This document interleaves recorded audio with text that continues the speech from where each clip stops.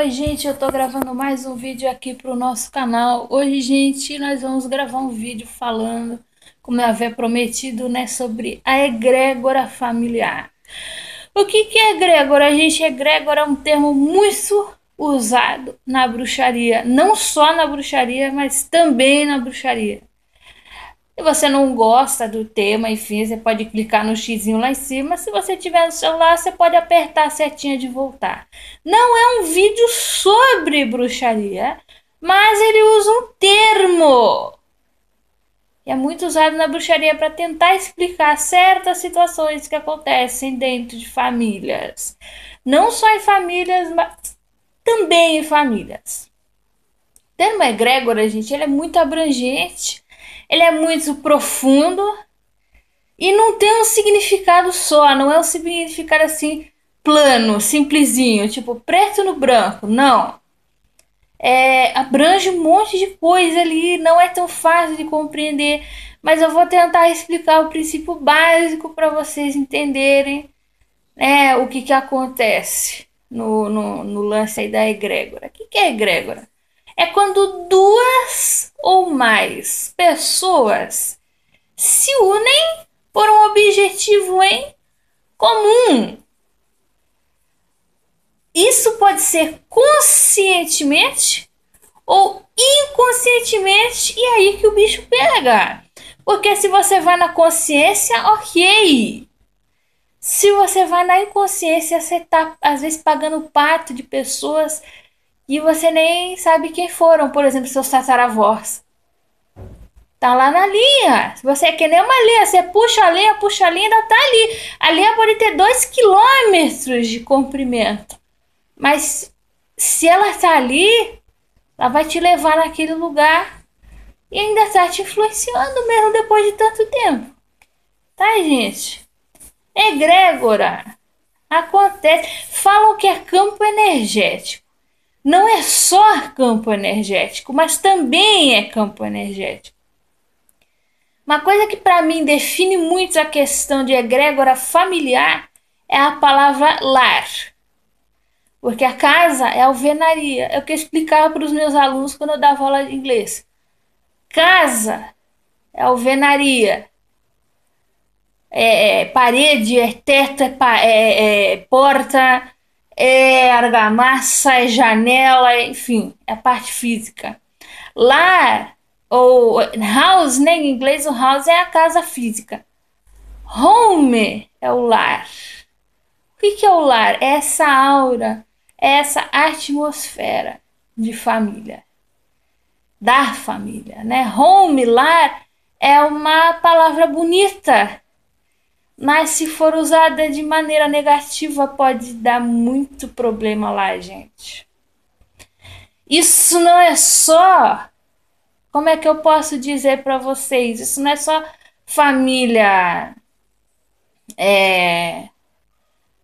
Porque as pessoas falam de pessoas com problema, pessoa com alcoolismo, pessoa de problema de alcoolismo, problema de droga. Eu já vi gente que largou as pessoas abusivas, parou de usar droga e parou de usar álcool e parou de, enfim, de fazer as coisas erradas que estava fazendo. As pessoas é que às vezes, muitas vezes, influenciavam não diretamente, mas indiretamente através desse lance da egrégora. Egrégora é um campo, é como se fosse um campo energético. Não é só o campo energético, mas também é o campo energético. Não é só a questão de karma, mas também é a questão de karma. Reiterando, a maioria das religiões, principalmente no Brasil, não só no Brasil, por exemplo, a religião hindu fica enaltecendo o sofrimento, dizendo que sofrimento queima karma. Sofrimento, além de não queimar karma, gera novos karmas e te deixa numa escravidão por dívida. O karma é uma escravidão por dívida. É uma visão um pouquinho diferente aí que eu tenho da lei do karma, que eu acredito que existe. É, quer dizer, não tem que ficar se sujeitando. Não, eu vou ficar com o marido bosta. Por que você vai ficar com o marido bosta? Porque senão eu não vou pagar todo o karma que eu tenho com ele. E na próxima vida a gente vai reencarnar pior. Não, peraí. O teu objetivo é reencarnar O meu objetivo não é reencarnar. O meu objetivo é sair da roda de samsara. O que é a roda de samsara? É o ciclo de renascimento e morte. O meu objetivo é não precisar mais reencarnar. Só de você estar focando em reencarnar de novo, você já está enfatizando o quê? A escravidão através do karma. Tem muita religião, as principais religiões que tem o karma como vertente, colocam o sofrimento como, que delícia. Você vai queimar karma? Não, gente, pelo amor de Deus. Se você pensa assim, geralmente o espírita kardecista pensa assim. Alguns da Umbanda também pensam assim. Hindu eles têm uma paranoia tão desgraçada com karma que certas vertentes do hinduísmo nem inseto mata. Eles usam uma máscara, parece aquela máscara de hospital, né? Pra nem engolir um mosquito, porque ele acha que se ele engolir um mosquito, ele vai matar o mosquito e vai gerar um karma ruim. Esses dias eu pisei numa abelha. Ai, que delícia pisar na abelha. A abelha me deu uma bela, uma ferroada no dedão do pé. Eu tive lá que arrancar o ferrão, passar álcool e tal. Mas ela morreu. Se fosse um hindu, ia estar até agora fazendo oração, ablução e um monte de coisa lá. Porque, eu pisei na abelha, mesmo sem querer. Você tá entendendo? É uma escravidão desgraçada. Mas vamos voltar aqui. Família não egrégora, não é só karma, mas também é karma. Egrégora não é só campo energético, mas também é campo energético. E o que acontece, gente? Basta ter duas pessoas. Casal tem egrégora? Tem. Você só não tem egrégora sozinho. Mas com casal você tem egrégora. Com família você tem egrégora. Com filho você tem egrégora. Um grupinho de 5 pessoas que vai fazer um trabalho na escola ou na faculdade tem egrégora. Só que tem egrégoras que são mais duradouras. Tem egrégoras que não são tão duradouras assim. Tem egrégoras que se desfazem facilmente. E tem egrégoras que não se desfazem tão facilmente. Penso eu. Se eu estiver falando bobagem, podem escrever aí nos comentários. Penso eu que a egrégora familiar é uma das mais fortes e uma das que mais determina o que acontece na tua vida. Por isso que me pergunta assim, você acredita em destino? Sim e não. Porque tem, por exemplo, na questão do lei do karma, tem o karma que é negociável, tem o karma que não é negociável. E tem também a questão da egrégora, tem a questão de família. Muitas vezes a família pode determinar uma parte do que você faz. Mas se você lutar contra, você não está condenado àquele destino. Você não está condenado, você não tem uma arma para tua cabeça apontando que você vai, ou um cabresto te apontando ali no caminho que você obrigatoriamente tem que seguir aquele destino. Outro lance assim, da egrégora que eu penso é o seguinte: sabe aquelas piscininhas de 1.000 litros? Se você tentar correr em volta dentro da piscina, né? Se for uma pessoa adulta já, correr. A criança também, se juntar 3, 4 crianças fazendo isso, dá pra fazer. Corre em volta da piscina, depois você deita na piscina, vai ter uma correnteza que vai te levar por um tempo, né? A criançada gostava muito de brincar. Quando eu era criança, a criançada gostava de brincar de correnteza, né? Nessas piscininhas. E o que acontece? É gostoso, né? Você deita ali, a água te leva. Eu penso que a egrégora, principalmente a de família, é assim. Por quê? Porque você já nasce no meio disso. Casal, quando você vai namorar ou casar com alguém, você escolhe. Se bem que se você for na onda, né, você vai escolher uma pessoa errada. Se você vem de família abusiva, se você não vem de família abusiva, pode ser que você escolha uma pessoa bem legal. Isso é bom. Mas se você vier de família abusiva, você já tá na onda, você já tá nessa correnteza, né? Mas quando você nasce, muita gente também diz, você escolhe seus pais antes de vir a nascer. Isso depende muito. Tem gente que é forçada. Segundo as minhas crenças, que não precisam ser as suas, tem gente que é forçada a encarnar num determinado grupo de pessoas ali que tem um monte de dívida de karma. E não é a pessoa que escolhe. Você vai encarnar ali e acabou. Te força, tá? E às vezes você nasce de má vontade naquilo ali também. E o que acontece, gente, pra falar aqui do lance, né, que tá acontecendo aqui, o que acontece é o seguinte, você tá nessa correnteza, né, que é assim chamada. São exemplos que eu tô passando aqui pra vocês, né? O lar, essas correntezas, esse campo energético. Espero que eu esteja me fazendo entender, que é um termo bastante complexo. Que quando você entra num grupo, principalmente o grupo familiar, que você está presente desde pequenininho, o que acontece, gente? Principalmente se ou quando você já nasce nesse grupo ou você entra nele muito novinho, fica muito difícil de você se desvencilhar. Você tem que se trabalhar muito. Principalmente se esse grupo familiar é abusivo.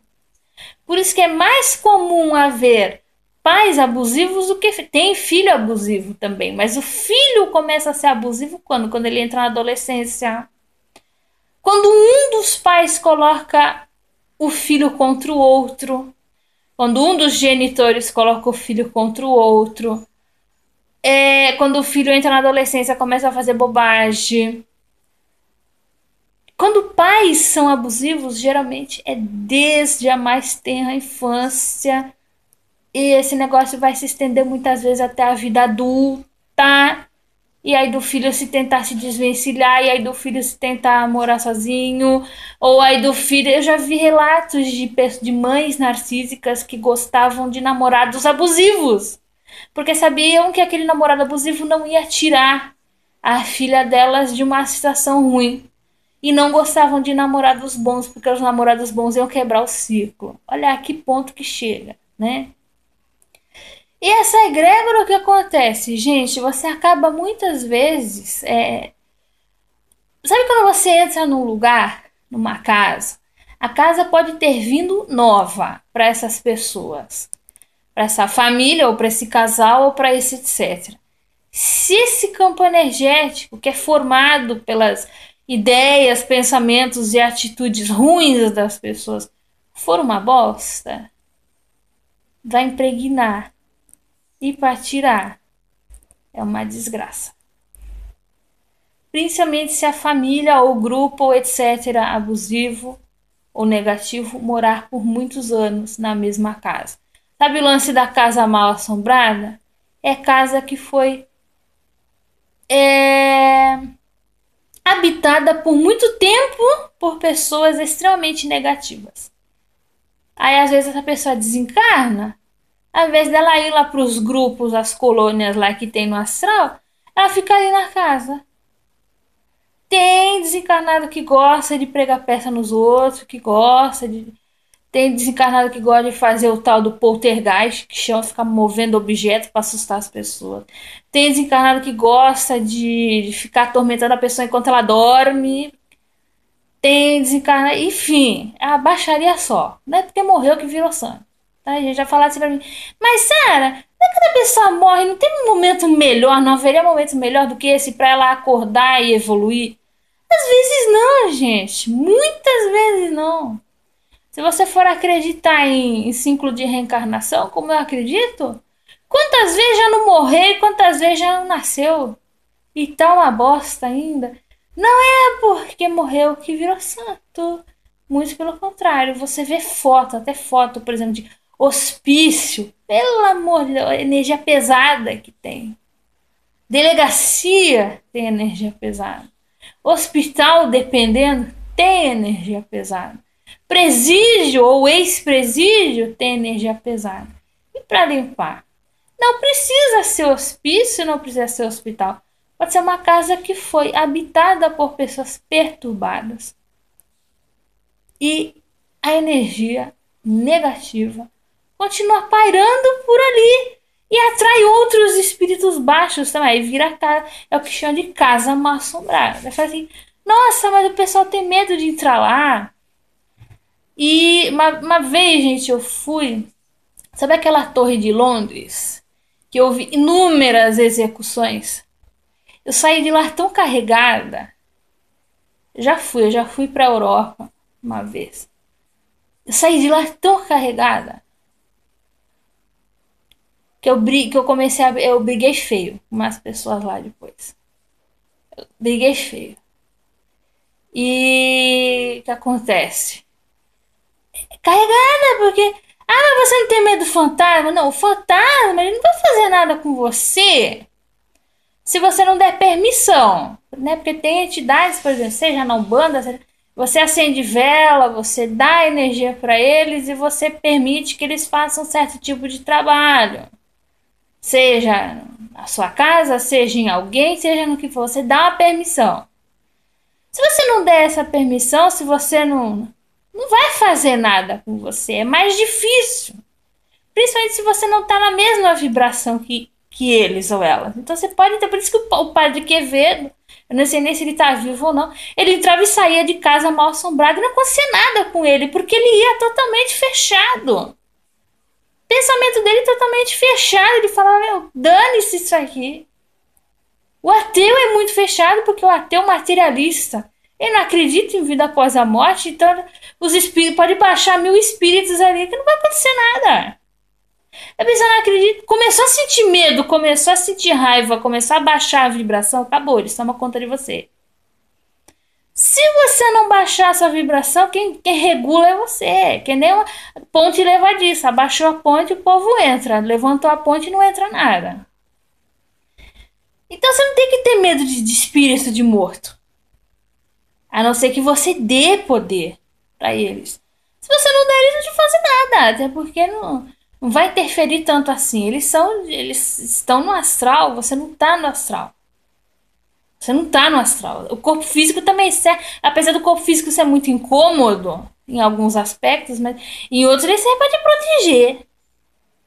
Mas o que acontece, gente? Aí vai atrair um monte de coisa ruim. E por isso que eu tô falando aqui de quê? Tô falando de desencarnado, mas tô falando de encarnado também. Em que sentido que eu tô falando de encarnado? Você tá numa família abusiva. Todo mundo ali é obsessor encarnado seu. Eu tenho que ter medo mais de quem? Do desencarnado? Não, tem desencarnado que fica falando no teu ouvido, fica falando até tu ouvir. Mas no geral, você pode não ouvir. Você pode virar as costas e ir embora. O encarnado é muito mais fácil porque tá na mesma faixa ali. Vocês dois estão encarnados, você vê, você fala, você. A família abusiva encarnada é muito pior do que qualquer casa mal assombrada com 1000 espíritos lá dentro. Minha opinião, né? E o que acontece? Voltando pro lance da egrégora da família encarnada, né? Toda abusiva, toda coisada, toda escangalhada. Em primeiro lugar, não tem como, por isso que o contato zero é importantíssimo, até do ponto de vista espiritual, por assim dizer. Não tem como você estar na mesma casa, no mesmo lar, ou até mesmo na mesma egrégora. Por isso que eu falo, toma cuidado com mãe abusiva, com pai abusivo que fala: vem aqui pro meu terreno que eu vou fazer uma casinha para você, eu vou fazer um puxadinho e você não vai precisar nem entrar na nossa casa, a entrada vai ser independente. Não vá. Mas, Sara, eu pago R$ 1.000 de aluguel, eu podia guardar esse dinheiro vai sumir de alguma forma. Ou você vai gastar com doença, ou você vai gastar com. Seu carro vai quebrar, você vai gastar com o carro quebrado, ou você vai gastar com comida, você vai. Meu, vai no que eu tô falando. Esse tipo de energia não é tanto na matemática que você tem que se focar, você tem que se focar no seguinte: essa energia desse lugar e dessas pessoas, ela é boa ou é ruim? Às vezes você paga R$ 1.000 de aluguel. De repente te aparece uma oferta melhor de emprego, onde você ganha bem mais do que você ganhava no outro. Aí você tá no lucro ainda. Quando você vai pra casa de pessoa abusiva, não precisa ser na casa, pode ser no terreno, pode ser até a quilômetros de distância, mas aquela casa é da pessoa abusiva, oportunidade de emprego some. Se você arruma, depois você perde. Ou você gasta em doença, ou você gasta, não sei, o dinheiro some, o dinheiro desaparece. tá, gente? Dinheiro também tem a ver com energia. Não adianta você queimar 1000 velas, não adianta você chamar 1000 santos, não adianta você fazer 1000 rezas para tudo que é santo. Se a pessoa abusiva ou se a egrégora abusiva estiver ali, vai interferir no teu. Acabou. Acabou. Por isso que eu falo, não é para morar em puxadinho, não é para morar em cima, nem embaixo, nem em outra casa que pertence à pessoa abusiva. Porque não é só dinheiro que vai sumir tua saúde, vai sumir tudo. Por isso, não é só físico, não é questão só física, gente. Você pode até não acreditar em nada do que eu tô falando, você pode achar que é tudo bobagem, mas eu vejo nos relatos. Pessoa que ganhava bem, ou perde emprego e vai para outro ganhando bem menos, ou não perde emprego, mas é tanto gasto com bobagem, com isso, com aquilo, com doença também. Ele só pensa, gente, não tá valendo a pena, meu dinheiro tá escoando. Não adianta. Não adianta. Não funciona a matemática 2 mais 2 é igual a 4 quando você lida com egrégoras negativas. Por isso que tem que fazer total contato zero. Você entrou no perfil do Facebook da pessoa, você já entrou na egrégora da pessoa, no campo energético da pessoa. Outro lance também que envolve a egrégora. Vamos supor, principalmente quando há mais de 2 pessoas, é que casal forma a egrégora. Por isso que quando termina também não é tão fácil. Você está desfazendo não só um casal, você está desfazendo um campo energético, você está desfazendo uma identidade que você tinha com aquela pessoa, por mais abusiva que ela fosse. É difícil, gente. Não é fácil, não. Tem gente que fala assim, nossa, na semana seguinte você já tem que estar na balada beijando 10 caras. Não! Não é assim. E o que acontece no lance da egrégora? Gente, vamos supor. Você está num local abusivo. Não é só família, não é só casal, não é só. Pode ser trabalho, pode ser qualquer lugar. Você está um pouquinho acima ou muito acima e eles estão muito abaixo. Ou é que eu acho assim, quando você está muito abaixo e você entra num lugar muito acima, é mais fácil. Se o lugar for elevado, se o lugar for evoluído, e te der chance de evoluir também, é mais fácil de você evoluir. Agora, quando você é evoluído e vai para o lugar baixo, onde tem 5, 10, 15, 20, 30 pessoas vibrando negativo, meus pêsames, acabou. Ou eles vão dar um jeito de te expulsar, ou ele acontece o seguinte, né? Você tá em cima, eles estão embaixo. De duas uma. Ou você baixa junto, que é o que acontece muitas vezes. Ou se você for mais resistente a baixar seu nível, eles vão te expulsar, eles vão te difamar, eles vão te colocar em situações super, hiper, ultra, mega difíceis para você se sentir pressionada a sair daquele lugar, porque essa egrégora vai se sentir ameaçada. Ninguém precisa falar nada para ninguém. As pessoas sentem que você é diferente. Por isso que elas chegam e falam: meu santo não bateu com o do fulano. E aí, aquelas 5, 6, 7, 10 pessoas baixas se dão bem. Quer dizer, se dão bem, né? Se dão. E você pensa, poxa, mas eu tento ser uma pessoa legal, mas eu tento ser uma pessoa boa, mas eu tento ser uma pessoa. E aquele grupinho ali só fica fazendo bagunça e eles é que me discriminam? Não, sim. Por quê? Porque a energia deles é baixa. O mote de vida deles é baixo. Isso também acontece com família, gente. Por isso que eu tenho a seguinte opinião. Pessoa que é codependente, que está há muitos anos com o abusador, ela ficou no mesmo nível dele ou dela. Acabou. Não tem muito esse negócio de, mas a pessoa é de um nível muito elevado. Se for muito elevado, não dura. Ou você baixa no nível da pessoa, ou a pessoa sobe. Eu acho muito difícil subir pro seu, principalmente quando a liderança tá podre. Vamos supor, você entra numa família com 5 pessoas abusivas. A mãe, o pai, o irmão, o tio, a tia, não sei o quê. E você entra na família porque você casou com uma pessoa dessa família.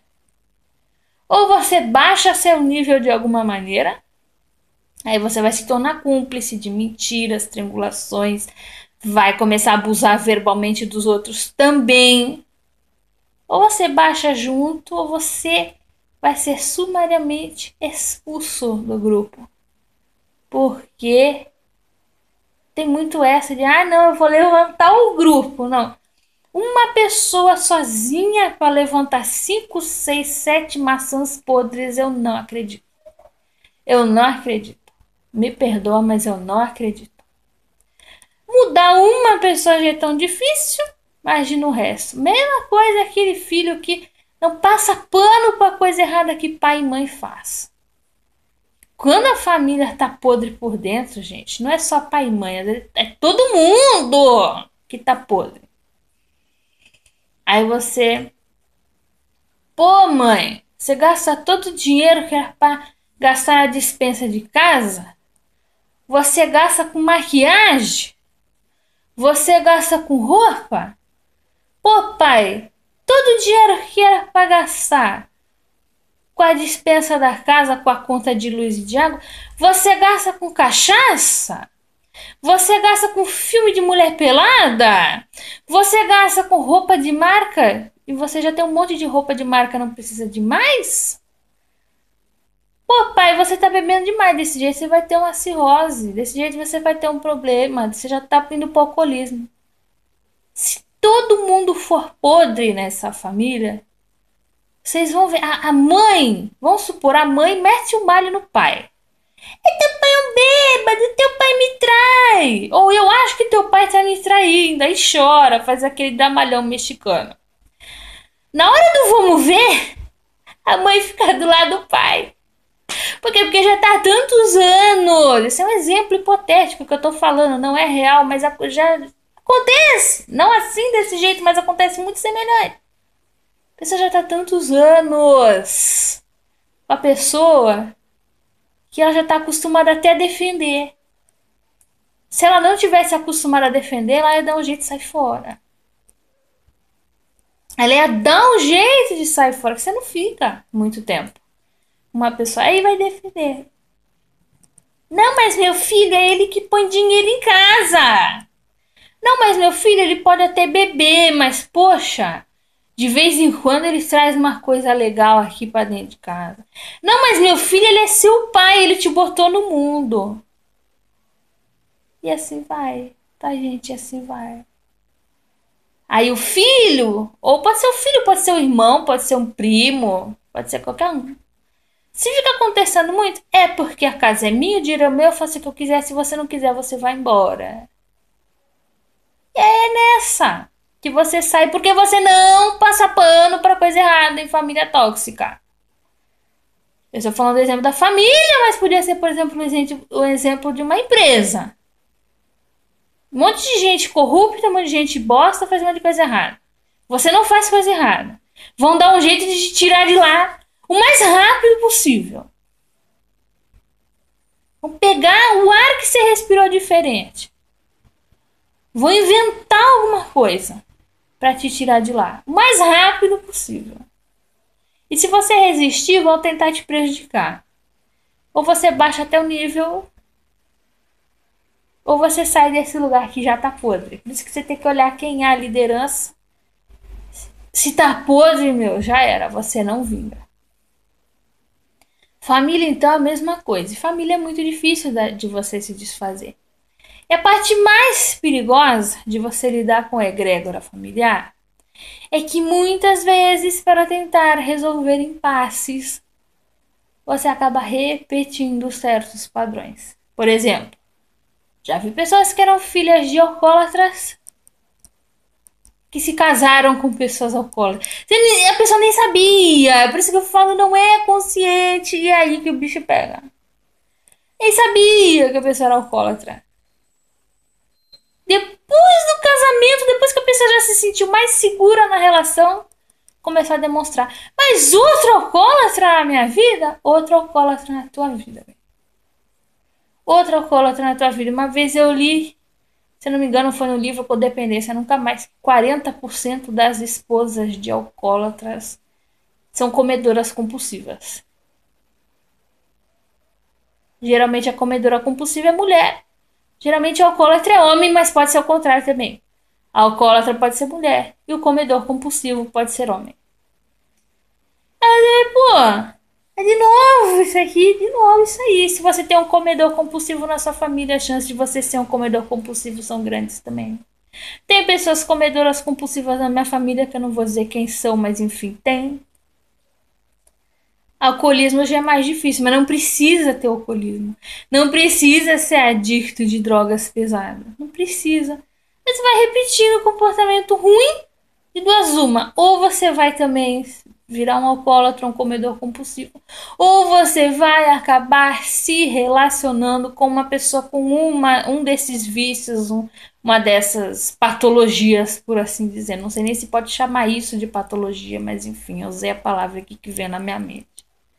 Tá entendendo? Faz parte de egrégora familiar também. Diga-me com que andas, eu te direi quem és. Você tá entendendo? É muito grande a influência do meio. Aí, o que acontece com o ser humano? Mas não é só a influência do meio. Tem influência também de karma, de outras encarnações, tem influência de um monte de coisa lá, só que a influência do meio também é muito forte. Outro lance. Gente, muito sério. Muita gente romantiza. Gravidez na adolescência. Não é um gene, você não tem um gene da gravidez na adolescência que passa de um para outro, mas você repara que quando uma menina é mãe na adolescência, geralmente se ela tiver uma filha ou até mesmo um filho homem, ele ou ela vai ter filho cedo também. A coisa mais difícil é impedir isso de acontecer. Aí chega, não, pô, que nem eu tive uma vez uma aluna, que eu não vou dizer quem é, obviamente. Eu tinha 14 anos, parecia ter 21. Queria porque queria pagar de adulta. Você nunca ia dar 14 anos pra uma menina daquela. E ela chegava na cara dura mesmo. Eu odeio isso aqui. Eu odeio estudar aqui. Eu odeio isso aqui. Externava também muito ódio pela mãe. Eu fui ver. A mãe dela havia sido mãe aos 15 anos de idade. O pai da criança não assumiu. E a mãe teve que ralar loucamente para criar a filha, desde os 15 anos de idade. A mãe na época tinha uns 29. Se a minha tinha 14, a mãe tinha 29. Eu tinha um pouquinho menos. Eu tinha uns 25, 26 no máximo. E a mãe ia lá, como é que tá a fulana? E eu falava a verdade, a sua filha é boca dura, a sua filha responde, a sua filha não quer fazer atividade, não quer fazer nada. Não quer ter aula com a gente. Como eu tinha cara de. Eu tinha 25, 26, mas eu tinha cara de novinha. Mas isso quando eu tinha 21, 22 era mais frequente, mas com 25, 26 ainda era frequente. Você vai dar aula pra gente? Não, é o Bozo. Não, é o Fofão. É o Pikachu. Porra, sou eu, caralho. Entendeu? Porque eles achavam que eu tinha a idade deles e eu não tinha, eu era mais velha e não parecia. A mãe, que era um pouquinho mais velha que eu só. Como é que tá a fulana? A fulana é boca dura, a fulana responde, a fulana não quer fazer lição, a fulana não sei o que, fala que odeia isso aqui. Aí a mãe, olha lá. É que eu tenho medo dela virar uma vagabunda. Porque ela tá saindo com um cara que tem 30 anos de idade, ela tem 14. Vem cá, meu. Tá.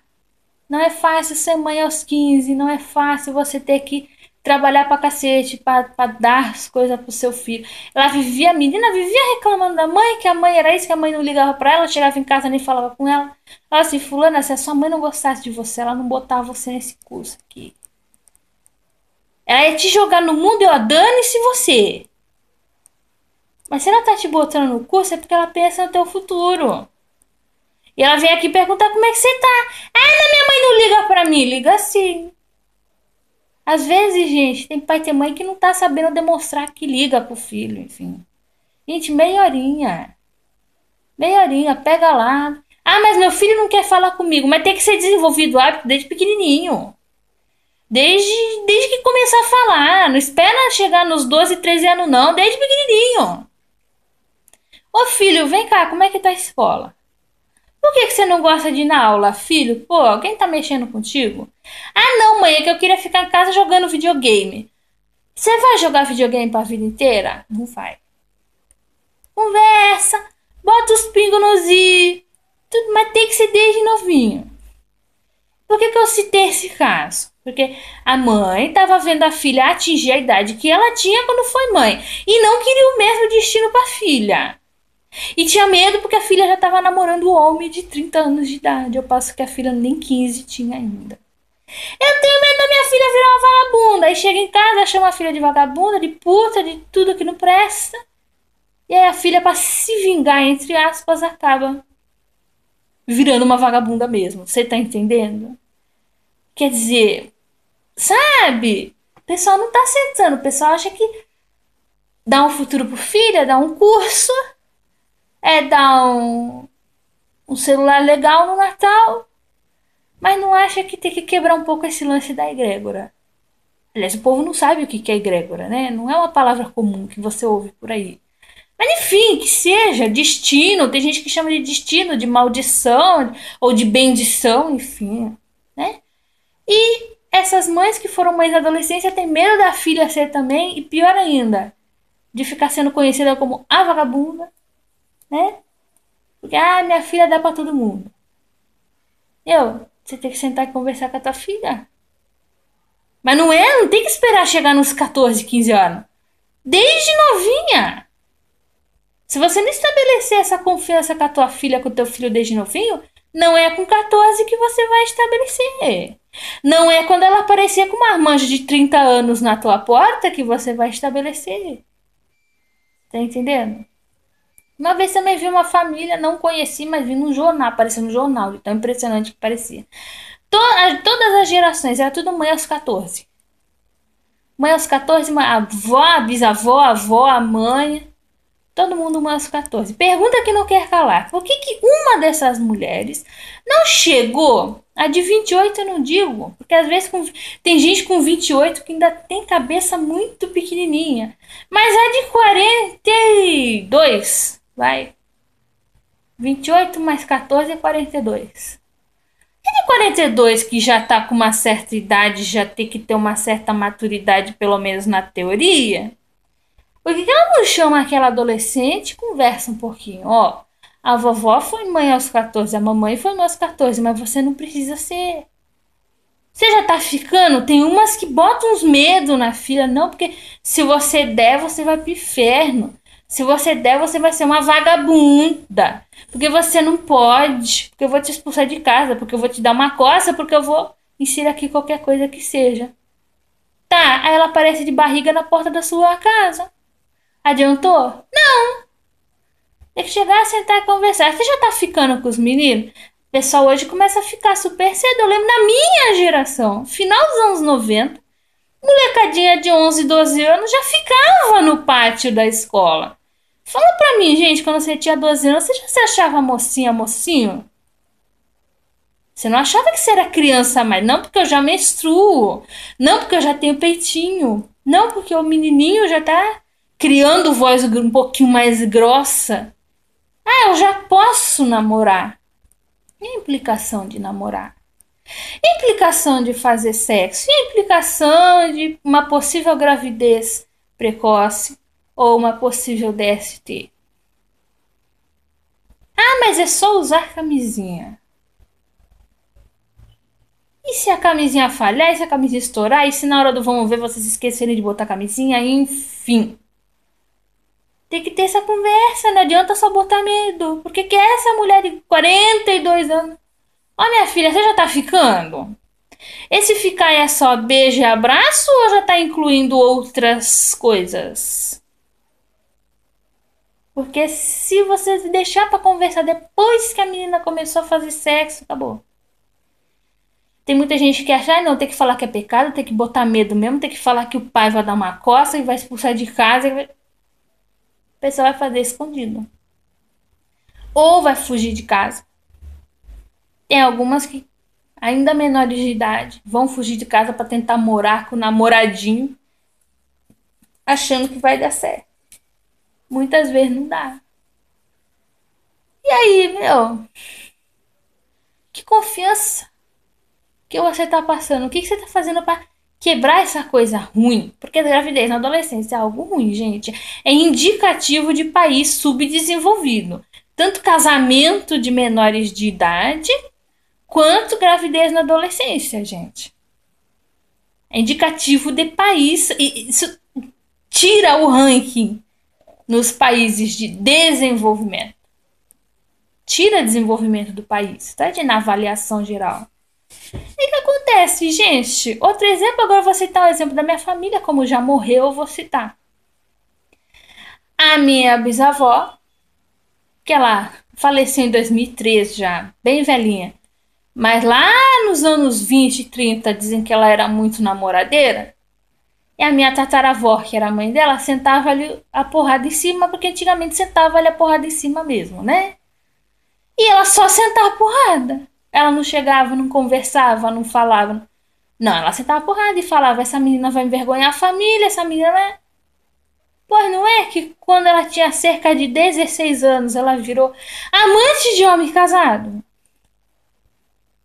Adiantou? Encheu o lombo de porrada? Não.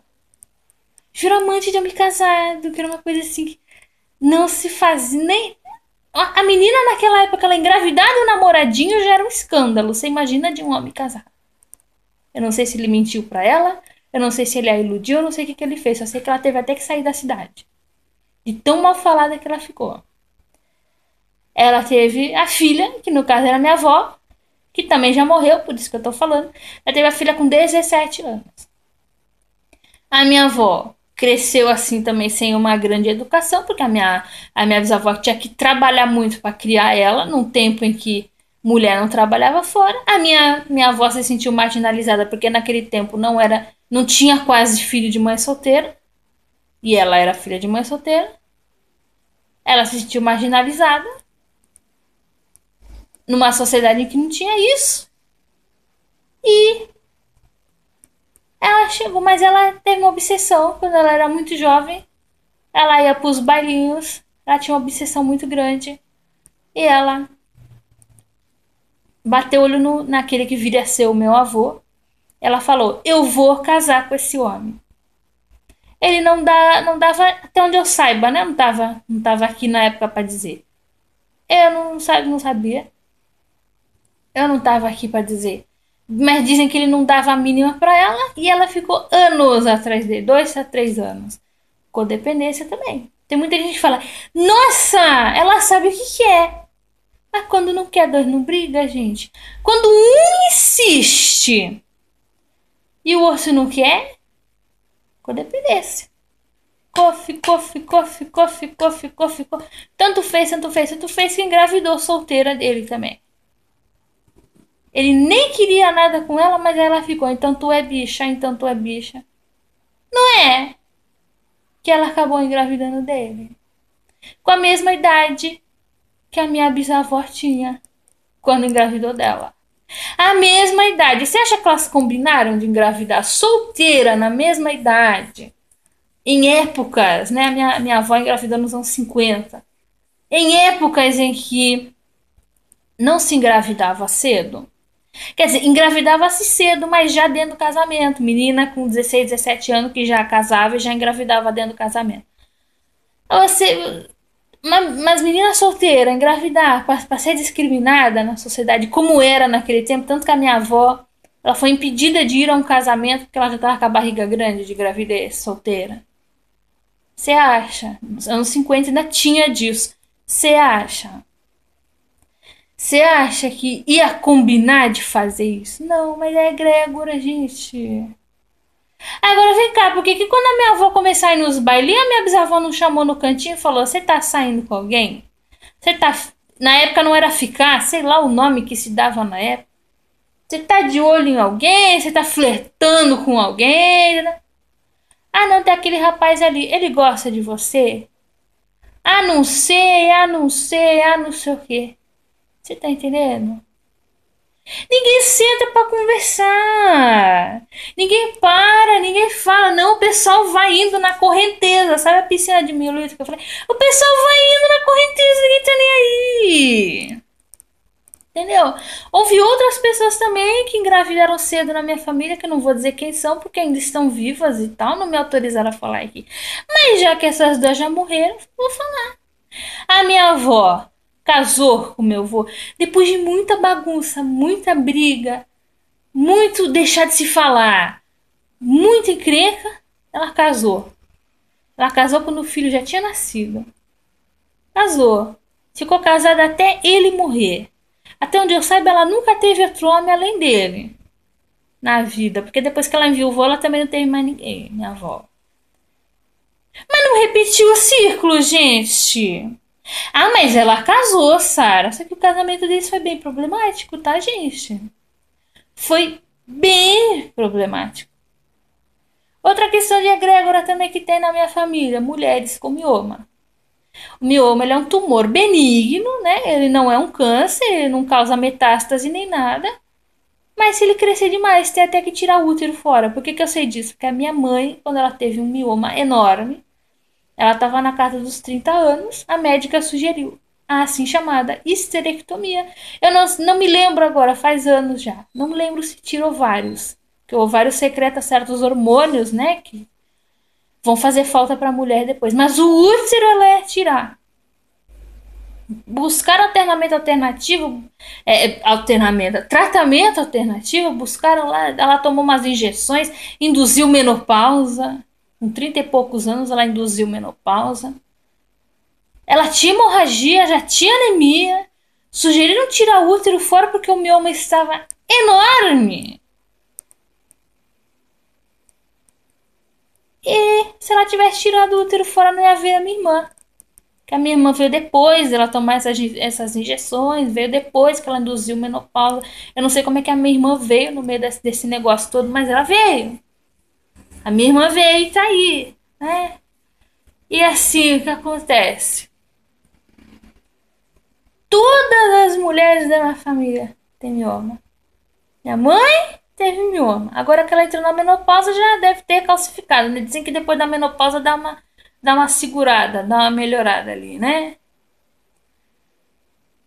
Essa minha avó também, ela tirou tudo.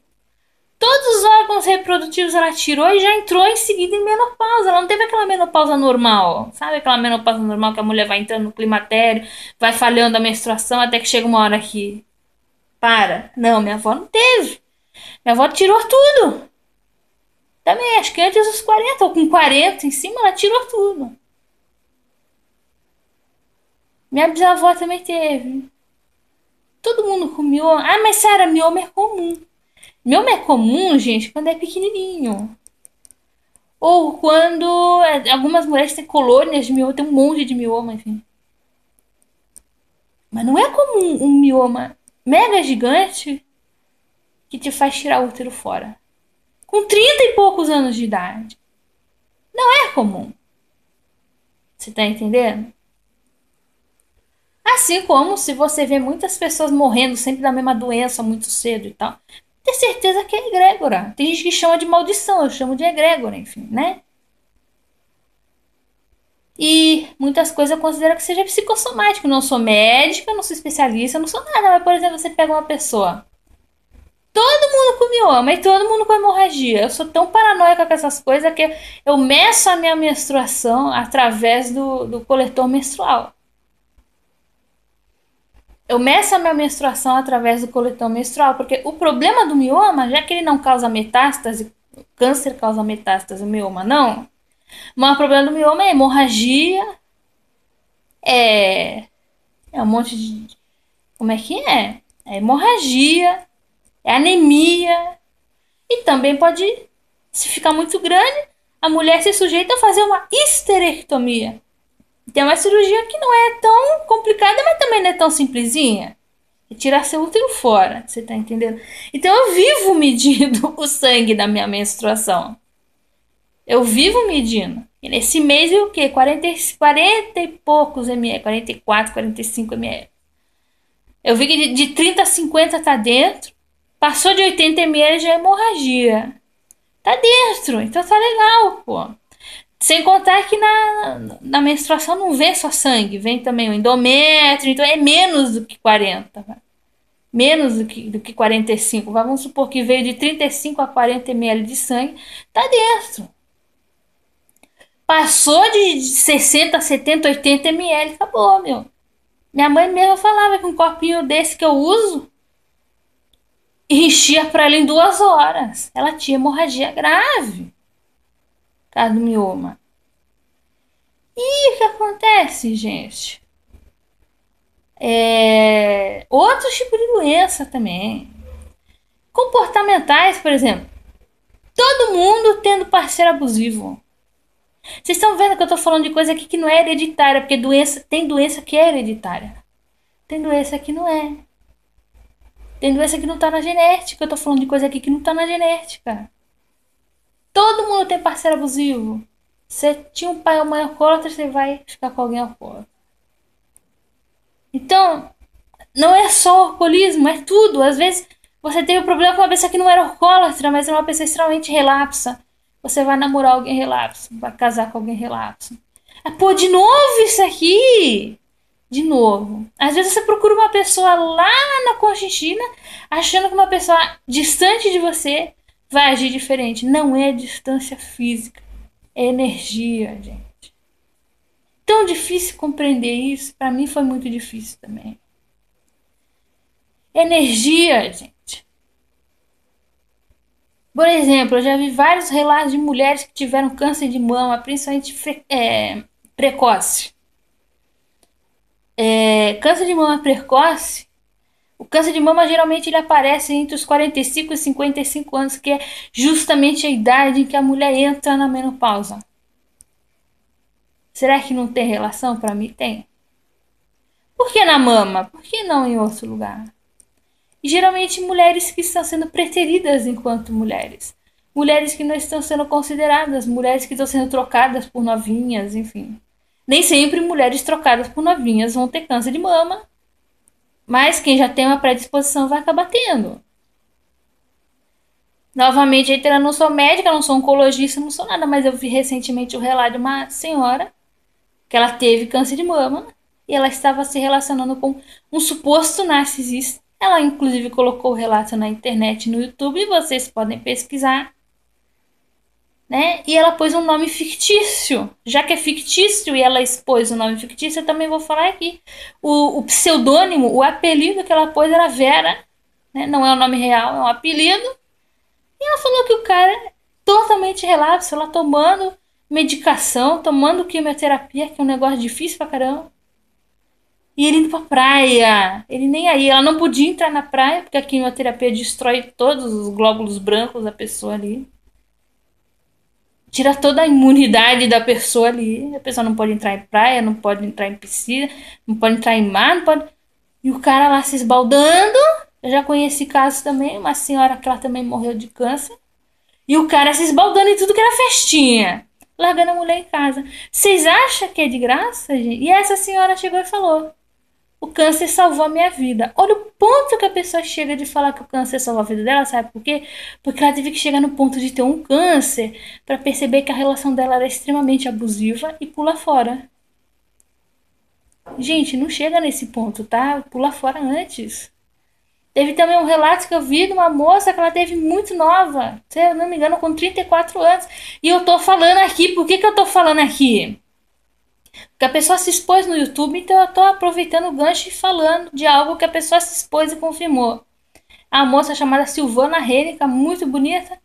Tem canal também que ela fala, não é exatamente de relação abusiva, mas é de cara que trai, de cara que quer fazer a mulher diamante, de gato sapato e tal. E ela falou aqui, o marido dela estava traindo ela com uma novinha, também deu uma desprezada legal nela e ela falou assim mesmo: se eu tivesse largado essa relação antes, muito provavelmente eu não teria tido esse câncer.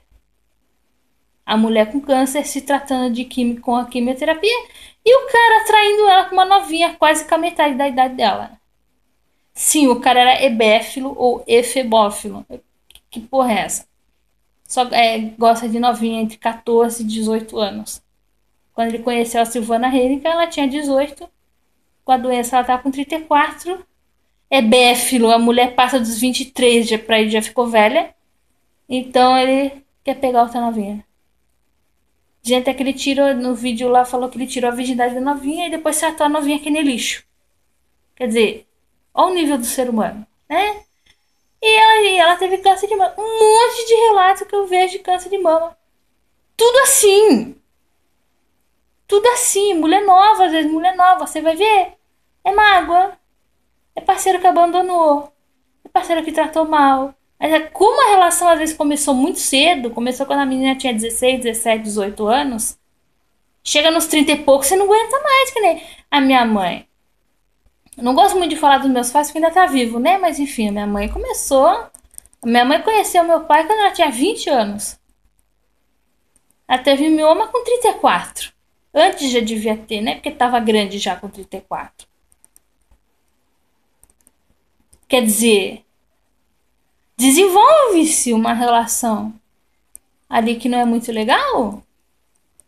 E você vai criando essas coisas, o teu corpo vai criando, não vem de fora, não é um vírus, não é uma febre amarela, não é um HIV, não é, o teu corpo vai criando. Seja benigno, seja maligno, é o teu corpo que está criando.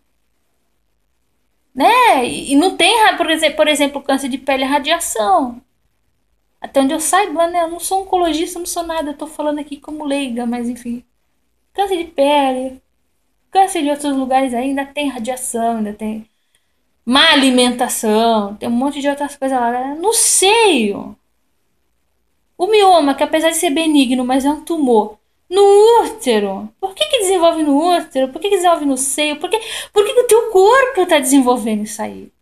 Apesar de eu ter tido relações abusivas, mas elas não duraram muito, justamente porque eu não aceitei baixar o meu nível. Pelo menos eu não tô tendo hemorragia, eu não tô tendo anemia, eu não tô tendo nada disso. Eu meço meu sangue lá para ver se tá tudo bonitinho, né? Nem todo exame, Papa Nicolau, exame ginecológico, nem todo exame vê tudo que tem. Ele vê o que está no colo do útero, mas ele não vê tudo. Então é bom você observar que tipo de cólica você tem, que tipo de menstruação que você tem, se vem muito, se vem pouco, se vem mais ou menos. Quase não tenho cólica e vem assim, não passa de 3 dias a minha menstruação. Então, pelo menos nesse âmbito do mioma, se eu tiver alguma coisa lá dentro, se eu tiver algum. Tá pequenininho. Porque não faz sangrar, não faz nada. Sangrar em excesso, eu digo. A ponto de chegar lá e eu ter uma hemorragia, eu sangrar mais de 50 ml por mês, você tá entendendo? Ah, por que teu corpo cria esse tipo de coisa? E por que toda mulher tem? Tem, só que o homem ele vai para outras coisas. O homem vai pra bebida, cachaça, droga, tudo que, sabe? Essas coisas. O homem quer se fazer de forte, mas no fundo, no fundo, ele tem lá suas fraquezas também. Ele tem as suas carências também. O homem às vezes ele fica violento, que é pra tampar a insegurança. Teve também aquele caso que eu falei daquela moça que perdeu o pai por um câncer. O cara às vezes ele tinha fraquezas que ele tampava, sendo agressivo com a família. Não tratou, não tava nem aí, além de transformar a família numa bosta. Acabou desenvolvendo um câncer, quer dizer. Você tá entendendo? O teu corpo que cria isso aí. Não é negócio de fora. Teu corpo criando. E é uma epidemia, por exemplo, a depressão também. Apesar da depressão ela não matar, mas ela te debilita muito. E eu falo porque eu já tive. Do câncer eu nem posso falar muito, porque na minha família teve só um caso de câncer. Né, que foi meu avô. Esse meu avô que foi obrigado a casar. Fumou dos 12 aos 70 anos, teve câncer de pulmão e morreu. Foi só ele também. Teve algumas pessoas, mas era parente distante. Era primo de terceiro, quarto grau, mas era mais longe. Primeiro grau, linha direta, assim, de pai, avô, avó e tal. Foi só esse meu avô mesmo que teve. Agora, depressão, problema psiquiátrico. Todo mundo teve. Questão de egrégora também. Até quem não tomou remédio e não assumiu que tinha problema, tinha também. Tinha uma pessoa da minha família que eu não vou falar quem é porque ainda estava viva. Teve um problema seríssimo de depressão. Deu um monte de sintomas psicossomáticos nessa pessoa. E essa pessoa teimava que não era para ir em psiquiatra. Porque não, eu não tenho problema de cabeça. Só que chegou uma hora que a pessoa não aguentou mais e foi no psiquiatra. E o psiquiatra diagnosticou essa pessoa com uma série de transtornos lá. A pessoa, até hoje, tá meio bugada. Porque fez o tratamento por um tempo, até dar uma melhorada, vai de 30%, e vai segurando as pontas até hoje, só que é uma merda. Eu não vou dizer quem é, obviamente, eu não vou dizer quem é. É uma merda! Você tá entendendo? Como não tem mais aqueles sintomas físicos e psicossomáticos, quer dizer, eu não sei se tem, que a pessoa também não fala. Vai vivendo. Esse vai vivendo é que perpetua egrégora negativa, gente. Na tua vida e na vida dos outros. Esse vai vivendo, vai se criando. É que ele vai varrer a sujeira toda pra debaixo do tapete. Chega uma hora que vai feder. Chega uma hora que você tem que varrer a ponto de recolher com a pá e jogar no lixo. Você tá entendendo, gente? Esse vai levando, esse vai vivendo é que faz tão mal, gente, para as pessoas. Aí você vai ver, aparece mioma, aparece depressão severa, aparece transtorno às vezes até psicótico. Não é essa pessoa, uma outra pessoa também que eu não vou falar quem é. Já teve surto psicótico, surto quase de internar. Eu não tive surto de internar, mas eu tive surto de ficar de cama sem querer comer, só querendo morrer. Eu só queria morrer. Eu tinha 20 anos de idade. Qualquer dia eu vou gravar um vídeo falando desse surto também. Foi o meu primeiro grande surto. Mas a minha primeira crise de estresse pós-traumático foi aos 8 anos de idade. Hoje eu sei identificar, na época eu não sabia o que era. Eu chamava de medo, eu chamava de sei lá do que eu chamava. Uma criança de 8 anos ainda está aprendendo a escrever direito, ainda está aprendendo operações básicas e já está tendo que lidar com estresse pós-traumático. E ninguém nunca validou direito, mas enfim. Porra, pô, uma criança ter estresse pós-traumático aos 8 anos é porque o bagulho tá muito feio lá pra trás. Da família toda. Não vou falar só de pai, nem de mãe, nem de irmão, nem de tio, nem de tia, nem de avô, nem de avó, nem de porra nenhuma. Toda a família podre. Falei da minha tataravó que encheu minha bisavó de porrada e minha bisavó foi amante de homem casado. Esse é um recorte. Vai saber o que aconteceu lá pra trás que a gente nem sabe. Você tá entendendo, gente? Como então que desfaz a egrégora, gente? É muito difícil desfazer a egrégora. Como que você não leva essa porcaria pra frente? Em primeiro lugar, eu fui uma das primeiras mulheres na família que se formou em ensino superior. Segundo, eu fui uma das primeiras mulheres da família que não teve filho antes dos 20 anos de idade.